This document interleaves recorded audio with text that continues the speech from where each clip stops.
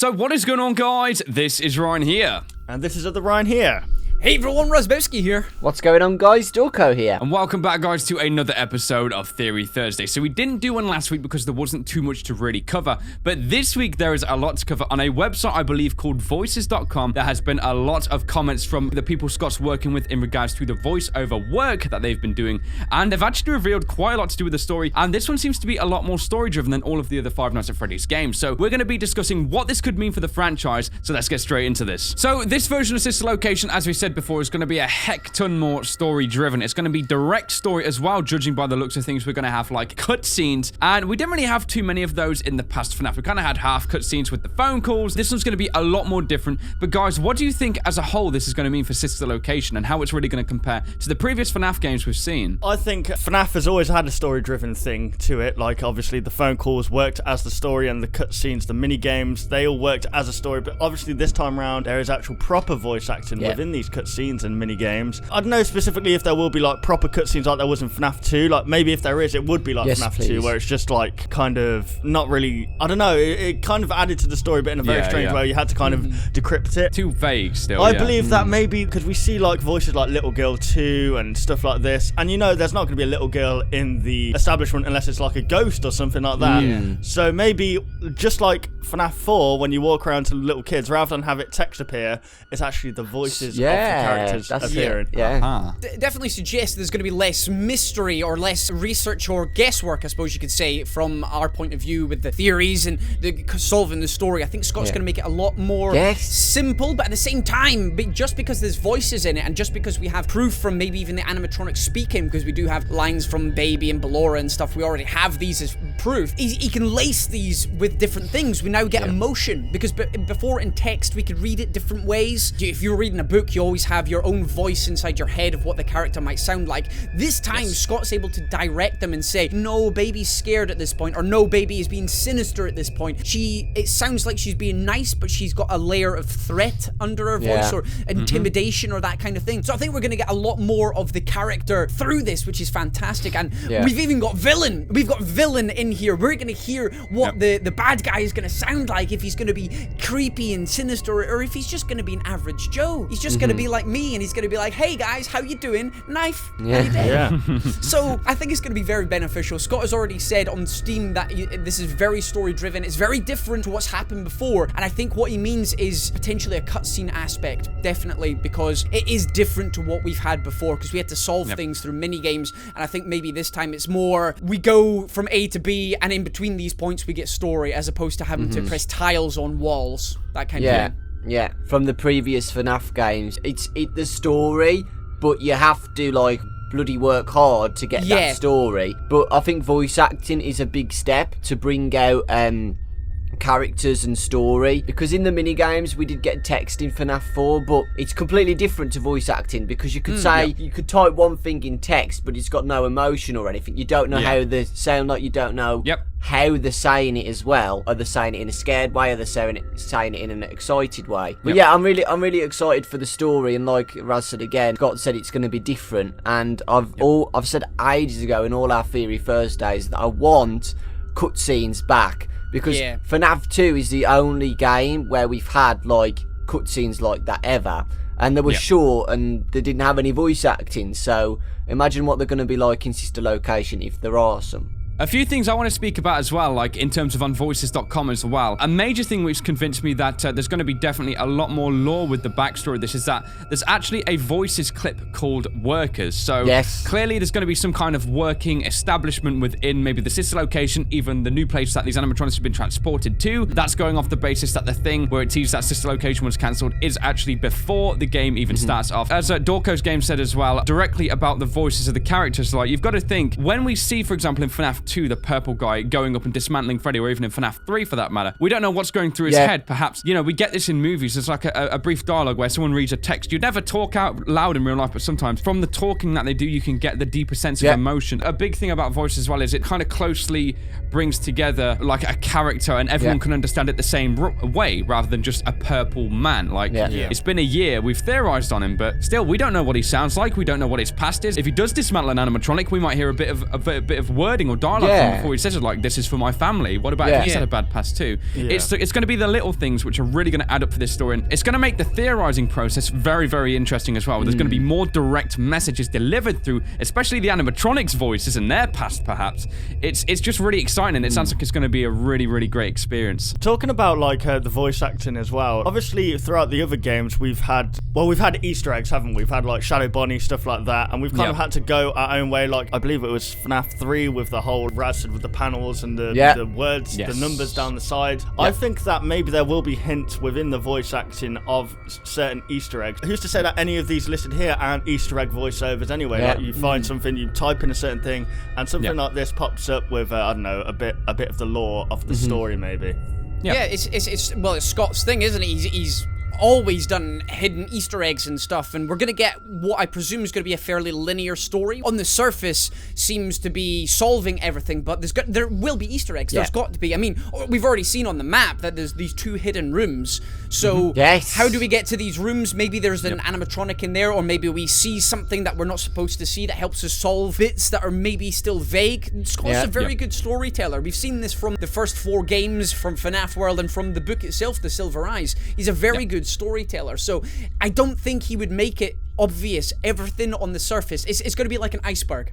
You see the tip of it from a distance and you think, wow, that was a nice story. There's a little bit missing here. Look underneath the surface and there's a butt ton of information there. And I still think it's going to be that way. He always does it. That's his sort of signature thing. So I think we're going to solve it through some sort of Easter eggs. To go back onto what Ryan was saying earlier on about the workers, there is also the costumed entertainer. Yes. So obviously this is hinting at more storyline, whether it's obviously not during the nights, if you know what I mean, because we've not seen. That suggests another person, doesn't it? That suggests somebody else is there. This person has been given lines, and it's Kellen Goff. That could be male or female at this point, and they've obviously got significant enough line to say something. What this suggests is earlier on in the story, when perhaps they didn't have the animatronic suits, or maybe is this a spring lock suit? So obviously they could go inside it, and maybe we'll see something going on, because the sister location was set at the same time as Springlock malfunctions, so maybe this poor Kellen, poor Kellen is one of the victims that we heard of in FNAF 3 when it said that there was multiple and simultaneous Springlock malfunctions. So I think, again, just from this voices.com, it's hinting at what we've been talking along all these months now about how we're going to see what happened at this point. I think the game will have more than one playthrough, because Scott from past games said he wants to do it so you keep, so like kind of like FNAF 3, like you just do a normal playthrough and you're like, oh, there's actually a different way to beat this, and you get a secret ending, something like that. I definitely think FNAF Sister Location is going to expand that more, because it's more like more free roamy, and also the voice actors as well. Like, what if on one night you get Baby saying this thing, but if you play it again and you do something a little different, Baby says something else which helps with the story or something like that. That's true. So it's just definitely going to be more interesting, and I'm excited. It's just going to be so different as well from how FNAF 1 to 4 have done it. It's been so vague, and we can only make sense of so many things as well. And as Raz said, with the linear storyline for this as well, it's going to really kind of take us down more of a straight corridor than a bit of a windy one where we can perhaps get lost along the way and kind of go different routes. I think the fact of that is going to be nice. And as Dorco said as well, like, he toyed with this in FNAF 3, didn't he? Like the good and the bad ending. We still didn't really learn a whole lot about what the true significance behind that was, but maybe things like this will be explained, and maybe Sister Location will also serve as like the gateway between the unexplained things in the past games. You know, we still got like Fredbear and Friends 83. Everyone got so confused with that one. He said as well, which I find this part really, really interesting, the fact that he did make a Steam post in regards to someone asking if there was potentially going to be a sequel, and he didn't say no, but he also didn't say that there's looking like there's going to be one planned. As of current, there's not one planned. So even if this does answer all of the questions, it seems like Scott's going on a basis as of if people enjoy the way this game went. Because I think there's still going to be, regardless, because it's what makes FNAF so good, he's not going to answer everything. He's maybe going to leave a small thing, which is going to grow, which is going to grow over time. He might tease this on Scott games, and this is how the seed is planted for maybe a sequel if Scott thinks the first one did as good as he wanted it to. Yeah. Well, I was just thinking, we're looking at this voices.com. I mean, he has really taken his time with this. I mean, the first voice starts off in February of 2016. Yeah. The latest one is as of September 9th, which is only like a couple of days from recording this. So just from seeing that alone, you can tell that Scott has really taken his time with this and making sure that everything is absolutely perfect. So that's awesome. You got to remember, some of the voice actors are from FNAF World. But the fact is that he tried it out with FNAF World. This might have been a test for the and sister people location. liked it, People enjoyed the voice acting in that because they were like, oh, this is pretty funny. I like that. Yeah. And so he decided to add it in. One more thing that I thought might be interesting with the voices, because there are so many options here. Like you were saying there, Dawko, about maybe in the second playthrough you go back and Baby says something different. Maybe because you've learned a certain piece of information, you're able to have an option of doing something slightly different that will affect the overall outcome of the story. Okay. So maybe if one of the animatronics was to hurt something, or you learned a bit of information, like on night 3, something happened to Baby, if you were able to prevent the series of events going on, maybe kind of like the butterfly effect. Maybe you could stop that thing from happening to Baby, which would in turn help you towards the end. Massive spoiler here. If you're still in here watching just now, there hasn't been too big a spoiler so far, but there's a Baby final encounter.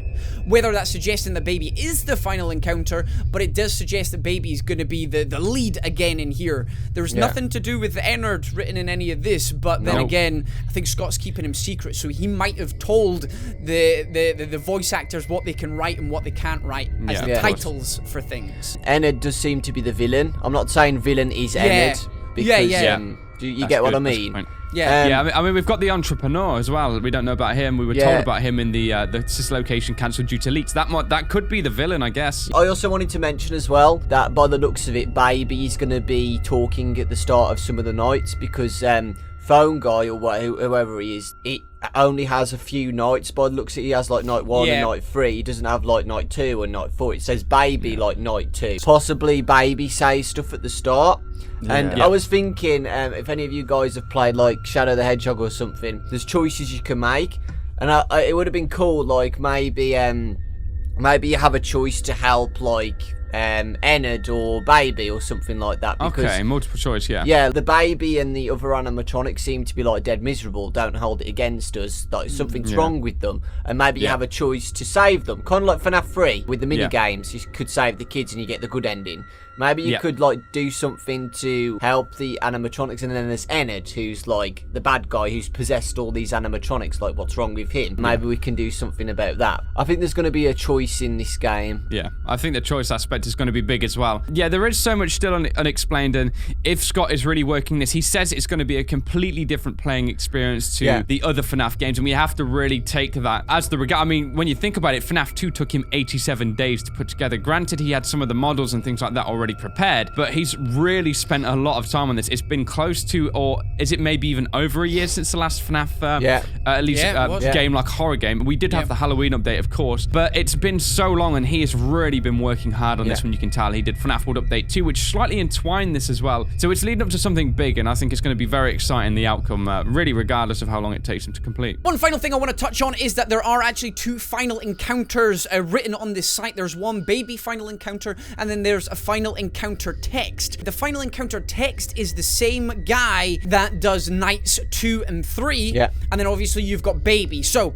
if this guy is maybe Ennard or the phone guy or the purple man or whatever, he is there at the end. Does this suggest that Baby speaks to us afterwards? Is Baby the final boss? Or, as Dawko was saying there, are the 2 endings? Maybe you could get the Baby ending, or you could get the phone guy or the purple guy or whoever this other guy is the ending. It looks like there's 2 different paths here, which is very, very interesting. It'll be great to see if it is 2 endings. This does really add into replayability, and it does leave Scott open for another game if he wants. Yeah. So there we have it, guys. That was a really in-depth discussion about sister location and some of the voices as well. Be sure to share your opinions down below as well, guys, because it might actually spark some ideas for us to discuss in the future Theory Thursday episodes. The release is really upon us now. It's literally 3 weeks away, and it's going to be really good, guys. So that's about it for this episode, guys, and hopefully you did enjoy. If you guys did enjoy this video, why not leave a like rating down below, and if you're new to the channel or any of our channels, why not subscribe for more Theory Thursday and also indie games, because Raz and Dawko are very, very good people. Cut me out there. So thanks so much for watching this video, guys. We of course all hope you did enjoy, and we will of course see you on the next one. Goodbye, guys. Goodbye. Want to see even more content from us? Consider liking and subscribing to ensure you'll see all content in the foreseeable future. And hey, why not check out our past 2 videos?